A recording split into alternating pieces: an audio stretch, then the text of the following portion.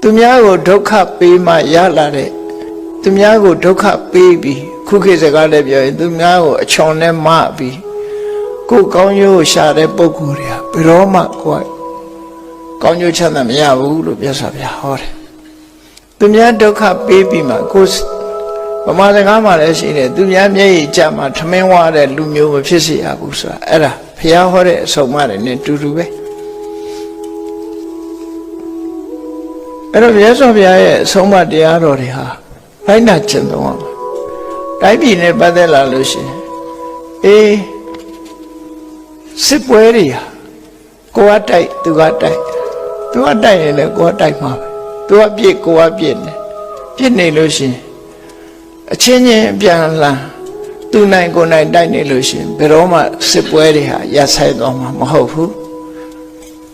တူနဲ့တူအပေးယူလုပ်ပြီးတော့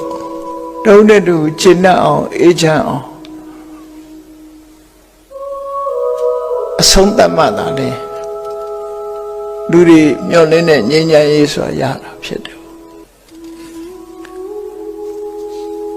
ဘယ်တော့မှရန်ကိုရန်နဲ့တုံလို့မပြောက်ဘူးဆိုတဲ့သဘောတရားနိယမကြီးဟာအမတ္တမမှန်ကန်ပါတယ်အဲ့တော့ဘုရားရဲ့အဆုံးအမတရားတော်တွေကိုကြည့်မယ်ဆိုလို့ရှိရင်ဒီနိလန်းတွေဟာလူတွေကလိုက်နာဖို့လွယ်လားလို့ဆိုတချို့ကိစ္စတွေကမလွယ်တာဘာကြောင့်လဲလို့ဆိုရင်လူတွေရဲ့တဏ္ဍာမှာကောဓာတို့မာနတို့ဆိုတာဒါတော်တော်ဆိုးတယ်ကောဓမာနဆိုတာအမျက်ဒေါသကြီးတယ်ကိုယ်ကိုထင်ကြီးတယ်မာမနာကြီးတယ်လူတွေဟာမာမနာကြီးကြတယ်ကြီးလာတဲ့မာမနာကိုမလျှော့ချနိုင်ကြတာအဲ့ဒီမလျှော့ချနိုင်ခြင်းကြောင့်ဒေါသတို့ကောဓလို့ဆိုတဲ့အမျက်ဒေါသရဲ့မာမနာရဲ့တစ်ခုပေါင်းပြီးတော့လူတွေဟာထောင်လွှားကြတာဖြစ်တယ်အဲ့ဒီတရားနှစ်ပါးရဲ့လှုပ်ဆောင်မှုကြောင့်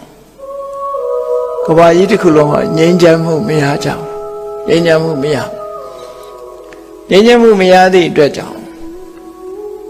အပြစ်မဲ့တဲ့ပုဂ္ဂိုလ်တွေဟာသိဆုံးကုန်ကြတယ်အဲ့တော့သင်္ကန်းစာယူရမှာဘာလို့ဆိုလို့ရှိရင်မိမိတယောက်ရဲ့မာမနာတွေကြောင့်မိမိတယောက်ရဲ့အမုန်းစိတ်တွေကြောင့်တခြားလူတွေဒုက္ခရောက်တာမျိုးမဖြစ်သင့်ဘူးမေတ္တာဆိုတာရဲ့မာမနာကိုလျှော့ချလိုက်တဲ့ဂါရဝတို့နိဝါဒဆိုတဲ့တရားတွေနဲ့ကသာလဲတူနဲ့တူခင်ခင်မင်မင်ရင်းနှီးနှီးနဲ့လက်တွဲပြီးငြိမ်းချမ်းပျော်ရွှင်စွာဘဝမှာအတူနေထိုင်ကြမယ်ဆိုတာမျိုးဖြစ်လာနိုင်တာဖြစ်တယ်